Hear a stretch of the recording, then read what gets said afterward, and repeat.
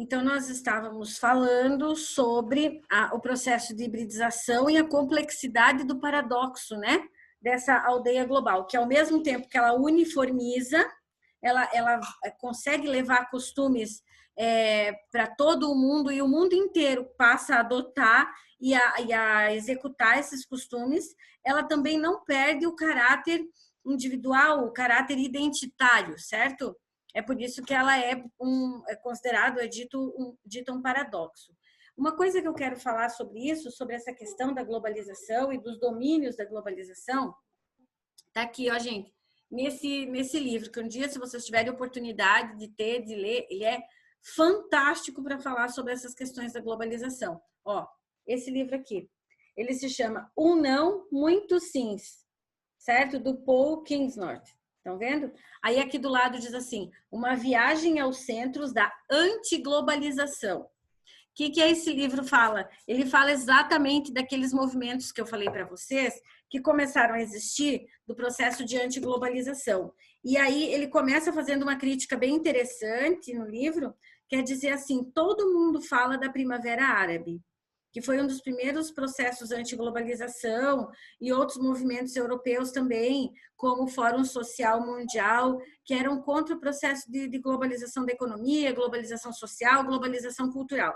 Mas o primeiro movimento anti-globalização que existiu aconteceu no Chile, certo? O primeiro movimento anti-globalização que existiu aconteceu no Chile. E ninguém mais fala dele, por quê? Porque ele foi um movimento indígena, certo? E quando o governo do Chile mandou todos os policiais para a rua para pegar todos aquelas pessoas que estavam fazendo movimento, chamando eles de bagunceiros, etc. Mas o problema é que estava entrando muita transnacional no Chile e estava acabando com a cultura local, com as empresas locais, né? E aí esses indígenas não estavam mais... Tudo que eles produziam, eles conseguiam vender para pequenos produtores locais, certo? E esses pequenos produtores locais, eles revendiam, etc. e tal. Assim vai entrando transnacional, vai precisando de área de latifúndio, de plantio, e vai descaracterizando o indígena, ele vai perdendo espaço. Então, eles fazem esse movimento contra a entrada dessas grandes transnacionais. E aí o governo do Chile manda a polícia para cima deles, só que a polícia não tem, nesse caso, os policiais não tinham mesmo costume, a mesma facilidade de andar nas matas, né? Então, o que acontece? Quando a polícia chega para pegar esse movimento indígena, os indígenas todos se refugiam nas matas e os policiais não conseguem pegar ninguém. O movimento simplesmente se dissipa. Do mesmo jeito que ele começou, ele termina. Quando, de repente, chegaram milhares de indígenas nas cidades e, ao mesmo tempo, de repente, milhares de indígenas desapareceram das cidades. Os policiais entraram mata dentro e não conseguiram pegar ninguém. Alguns anos depois, esse movimento volta a acontecer, né? Aí já lutando e brigando por uma questão mais dentro da área de educação no Chile, e ocorre o mesmo processo de novo. Quando a polícia vai para cima para prender eles, para não fazerem movimentos contra o governo, eles desaparecem novamente no meio da mata e ninguém consegue pegar. Então, assim, entre os antiglobalistas, entre o pessoal desses movimentos de resistência à globalização, esse movimento que aconteceu, que é o PZLN, esse movimento, ele é considerado assim, tipo como é que eu vou dizer, um mito dos movimentos antiglobalistas, porque ele existiu sem querer imprensa, sem querer mídia, ele existiu para combater a prática da globalização e para não perder a economia local, né? Então, como a lógica deles não era aparecer, não era enriquecer, do mesmo jeito que eles começam, eles terminam, sem que ninguém saiba direito quem, quando, né? Claro que não eram só indígenas, também tinha pessoas da nossa sociedade civil, mas os indígenas eram os mais assim, engajados. E aí, eu separei um pedaço que eu quero que vocês prestem bastante atenção, que eu vou ler para vocês, tá? Esse pedaço do livro. Que é assim, para esclarecer essa questão de aldeia global e globalização. Um mercado global pelos gostos globais e gostos globais pedem valores globais. Se, por exemplo, como deixaram claro muitas vezes, a missão corporativa da Coca-Cola e da Pepsi é que todo mundo... Peraí que me perdi. É que todos no mundo bebam todos os dias alguma coisa fabricadas por elas, essas pessoas devem desejar beber refrigerantes enlatados. Para desejar beber refrigerantes enlatados todos os dias, elas precisam livrar-se das bebidas da sua própria cultura, dos chás, dos sucos, livrando-se, portanto, da tradição e da história que fazem da sua cultura algo diferente. Mais até do que isso, as pessoas devem ser ajustadas ao tipo de ambiente onde refrigerantes enlatados estão à venda por todas as cidades, onde as bebidas são compradas e não fabricadas, e as corporações globais concorrem com os produtores locais, modificando o estilo de vida do consumidor, que necessita de renovação regular.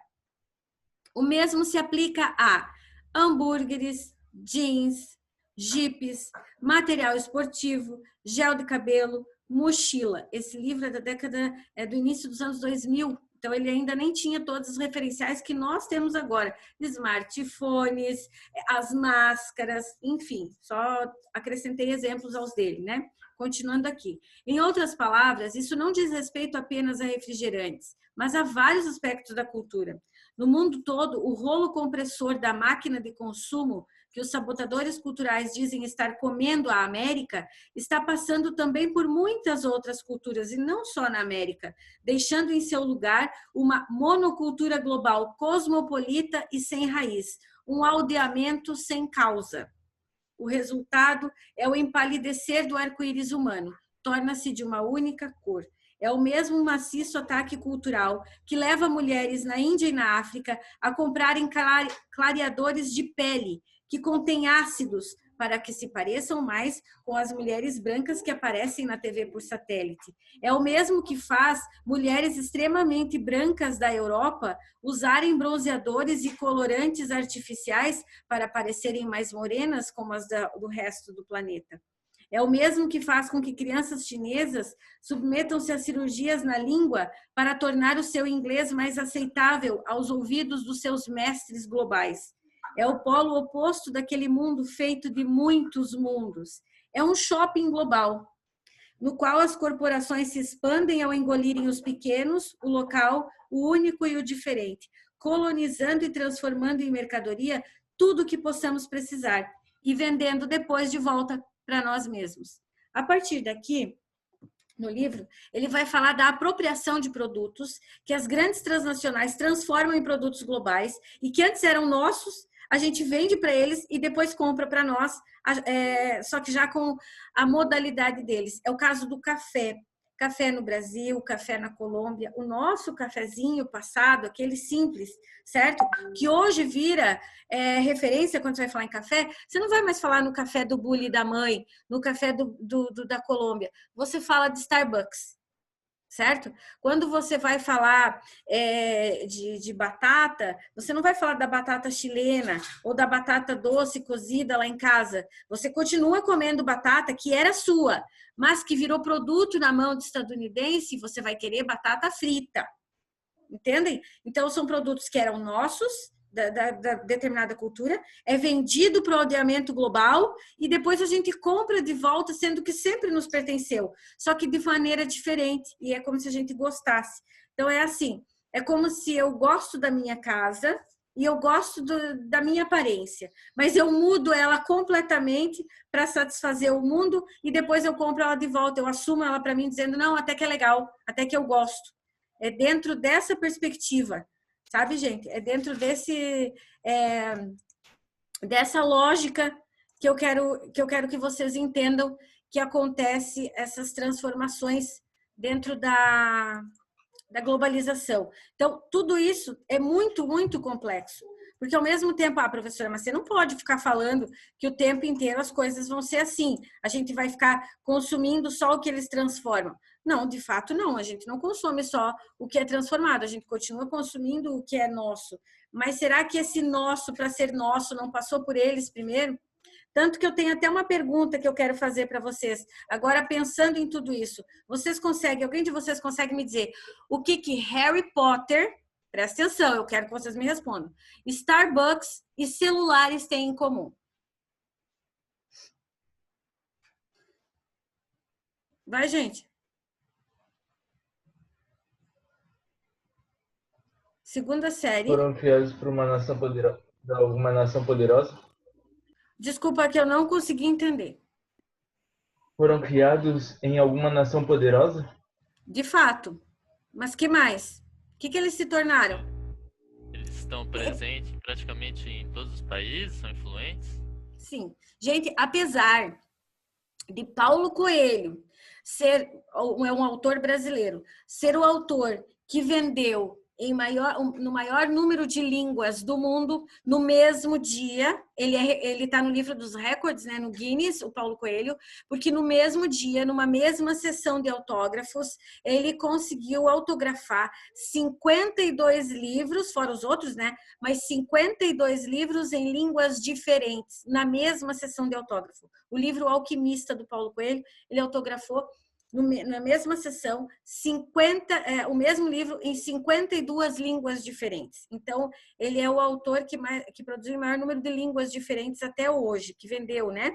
Mas em quantidade, gente, Harry Potter superou a Bíblia, certo? Antes, e por muito tempo, a Bíblia foi o livro mais vendido da humanidade, assim, da história da humanidade, né? Desde que começou o processo de comércio, venda. E o Harry Potter conseguiu superar isso. Starbucks, café tem no mundo inteiro, cada um ao seu modo, mas a rede de cafés Starbucks conseguiu se colocar no mundo inteiro e conseguiu em muitos países que já tinham no seu costume local o consumo do café há centenas, milhares de anos, conseguiu chegar ao ponto de substituir o café local e as pessoas daquela localidade, daquela cultura, preferirem tomar um café do Starbucks do que o seu café de casa. Inclusive, nesse livro aqui tem um padre que fala sobre os cafés e ele fala que ele sempre foi muito fã de café. E quando ele se refere ao Starbucks, ele chama de um monte de coisa. Ele fala que é uma porcaria, que é ruim, que não sei o quê, que não se compara ao legítimo e original café feito em casa, né? Enfim, não vou entrar em discussão, gosto é gosto, mas é uma situação que ocorreu, padronizou, certo? Tomou conta. E agora me digam uma coisa, percebem que Harry Potter, Starbucks e celular, estou falando de celular em geral, mas esses atuais que a gente usa agora, né?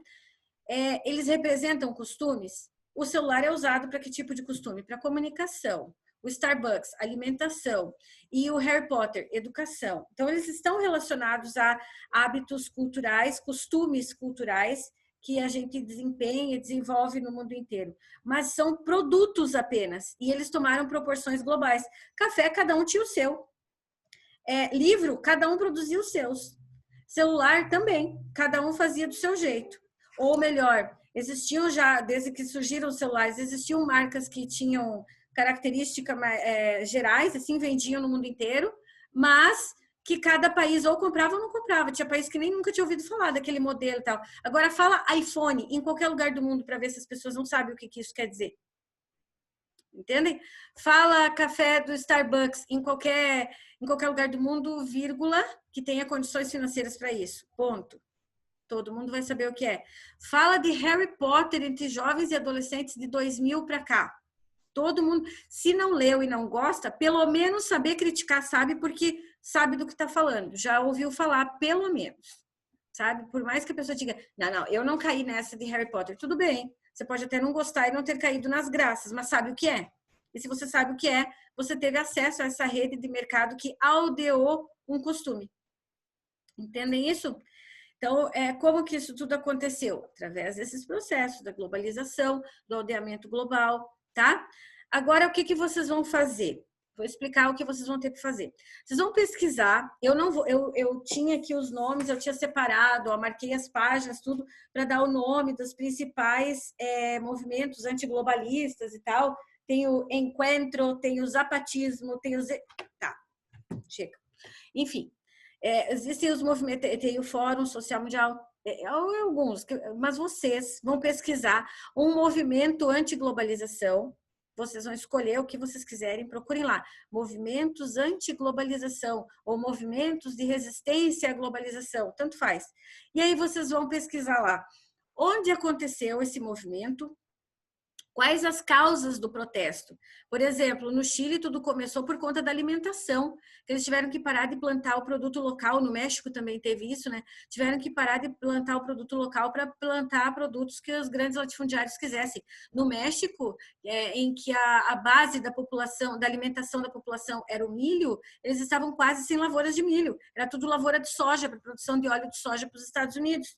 Então, existem esses movimentos, tá? E aí tá, qual foi a causa do movimento? Vocês vão pesquisar um lá. Onde ele aconteceu? Em que parte do mundo? Em que país? Qual foi a causa? O que gerou? O que essas pessoas estavam lutando contra? Elas não queriam que uniformizasse qual produto, qual situação. Aí vocês vão pegar essa pesquisa, não é para me entregar a pesquisa não, ficaria muito fácil, né? Ctrl+C, Ctrl+V, manda para a professora e tá tudo certo. Não, vocês vão utilizar essa pesquisa, né? Que vocês vão mandar para mim também, a pesquisa, óbvio, né? Copia lá qual é o nome do movimento, onde ele aconteceu e quais foram as causas. Copia isso, assim, se ele durou muito tempo, se ele ainda existe, as informações, um histórico do movimento.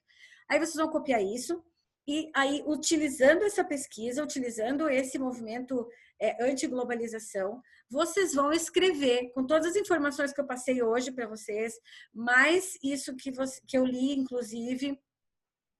Depois eu vou colocar certinho lá no WhatsApp qual é o livro, o fragmento de livro que eu li, né? E aí vocês vão utilizando, misturando tudo isso, usando todas essas fontes de informação, vocês vão escrever sobre cultura global, 2 pontos, um paradoxo. Por que a tal da cultura global é um paradoxo? Globalizar a cultura é um paradoxo.